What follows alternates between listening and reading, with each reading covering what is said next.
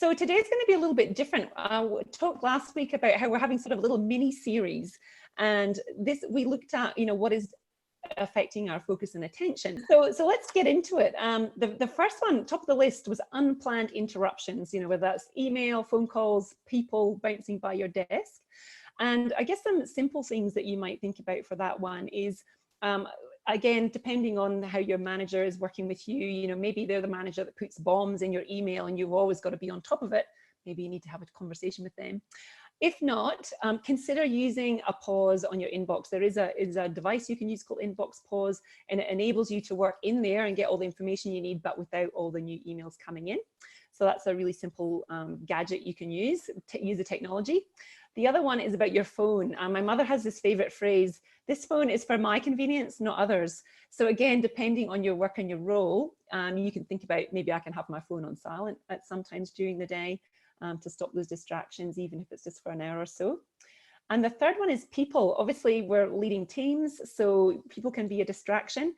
Think about having, I guess, what I call clinic time, where your door is open and you're really happy to see people. Maybe you have a couple of hours set aside a day where you're happy for people to come in and out at that time, and you can almost do those sort of Q&A sessions with them, and leave the rest of the day uninterrupted, if you like. So that's an option. And just maybe ask yourself that question, what are those key interruptions that I might expect today, and how am I going to manage that?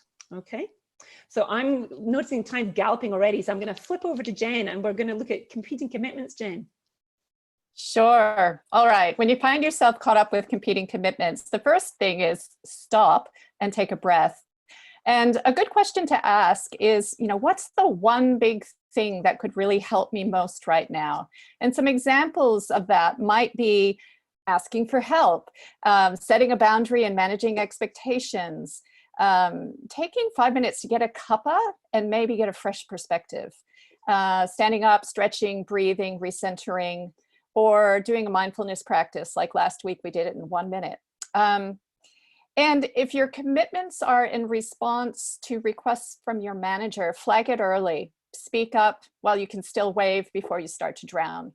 And ask your manager, what can I stop doing so that I can really make sure I fulfill on the top priority? All right, I'm going to tic-tac back to you, Anna. Awesome. So now we're on to lack of planning or priorities. And interestingly, that one was scored pretty highly on the list. It was number 2. And we've talked about that in 2 sessions previously. So we've talked about thinking about, you can have task of the day to bring your attention to your priority. You might have a thematic goal, like a number 1 thing that's really important. You can use the Ivy Lee method.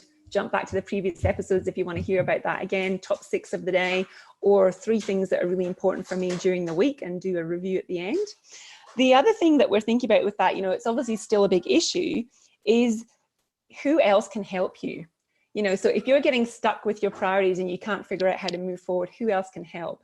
Can you ask your manager? Can you tic-tac with a peer and get some, unbiased advice about where you should be sending your attention? And think about whether you're focusing on what's important or what's urgent. So we could run a whole nother session on time management.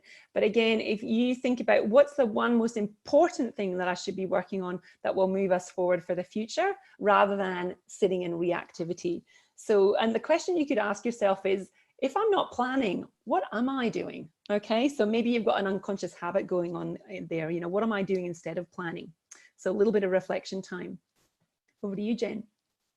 All right. The next one on the poll was around lack of recovery time or lack of sleep.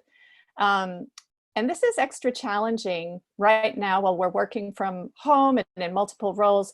But remember, you have to put the oxygen mask on yourself before you can help others and fulfill on your projects. So a key question here is, what is the cost of my lack of recovery or sleep? And it might be a personal cost like degraded health and impaired physical or mental performance. And that can cause a ripple effect and become a wider cost to your team or loved ones. So the key word in our question is creating. We don't find recovery, we create it. So here are some tips. Schedule breaks between meetings, or create a meetings to non-meetings ratio in your diary. Use relaxation techniques or a sleep app before you go to bed. and turn off devices an hour and a half before sleep. There's a lot of research out there on that. And for mental recovery, which I think is really key when we're working so much with technology, is turn your work mind off once you finish work. And to do so, deliberately engage in absorbing activities which capture your full attention. So good examples include exercise, cooking, playing an instrument, doing a mindfulness meditation, or focused play with your children or pets. Yes, I think that's it for that one, Anna. Back to you. Yeah, that's great. Great long list of things that you can try there. The next one we're going to talk about is sort of that overcommitment, or that inability to say no. You know you should be saying no, but you don't. Maybe you're a bit of a pleaser and you want to make sure that you're doing everything for everyone, and you risk overloading yourself. And I want to read you this little quote from one of my favorite people, James Clear, who's really good at setting up excellent habits. And he says, when you say no, you're only saying no to one option. When you say yes, you're saying no to every other option. No is a choice. Yes is a responsibility.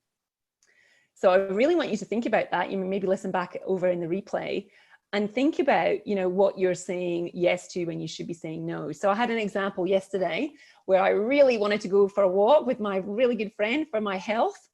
And I realized if I said yes to that, I was saying no to some critical client work. I was saying no to preparing for my daughter's birthday today. I was saying no to, family dinner time prep, all those other things that were really important to me. So I said no to one thing, which was the walk, which enabled me to say yes to a heap of other things instead that were important to me. So again, just even if you do a little reflection at the end of your day, what do I need to be saying no to? Okay. I think that's enough on that one, Jen. Over to you again. Okay. On the poll, you also flagged negative mind chatter and worrying as something that's a derailer. I understand that one. And so I have two key questions when that starts to happen. The first is to ask yourself, what am I telling myself right now? Because we often don't even realize what we're saying to ourselves, but instead we're at the mercy of the negative self-talk. And this can affect how we feel and behave and undermine our confidence in our abilities. So the second question to follow up with is what I'm telling myself empowering or disempowering? If it's not serving you, try what we call a reframe. And here's an example from the master's program I'm doing right now. I'm almost finished and I'm up to a really big project. So I caught myself telling myself in my head, oh, I've never done something this big and so scientifically rigorous before. What if I screw it up? I'll probably fail. Not so empowering. So my reframe is, damn, this is scary and I love a challenge. And this project is simply bigger, a bigger version of the other assignments I've already done and been successful with. So it's time to step up. And one note is that reframing from negative to positive self-talk is not to be confused with self-delusion. Reframing is a way to correct our faulty thinking and thereby reprogram our automatic thoughts in our heads to be supportive and empowering versus disempowering and limiting. All right, awesome. Give it a try. Good for you. Right, that's awesome. And I love those reframes. So you can use them all the time. And I know that's always well received when we're doing reframing work in programs. Thanks, Jen. Awesome. Okay, right on the button. Kirsty, what questions do we have? Thanks, Anna. We do have one question. What do I do if I feel like my brain has hit capacity and nothing is going in? Okay, I put my hand up and go, I had one of those probably several times this week already, and it's only Tuesday. You know that feeling where it's just bouncing off, like nothing's going in? You have got to unplug. Jen, you've got some great sort of neuroscience on that, I'm sure. You want to share that with us? Yeah. When you get that feeling like it's just not going in, or you just can't organize your thoughts, basically what's happening is that the frontal cortex of the brain, the part that is all about rational thinking and sorting and, the things that we need, logic, it's just offline. It's just offline. So that's when recovery becomes really, really important. And even if it's just, getting a cup of tea and taking a breather, or, sometimes maybe you do have to go for that walk with a friend, or, all the different sort of recovery things we can do. because it's just shut down. And until we can restart that, we're kind of more in the fear and emotions center in the brain, or what's called the reptilian brain, where we're just kind of on automatic survival. So we have to move from surviving to thriving. Good advice. So I think my neocortex has been on holiday. Hopefully it's coming back really soon.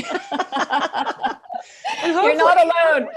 Yeah, I'm hoping that not too many of you have had that experience, but it's certainly so many things that are going into our minds at the moment. It's a very challenging time.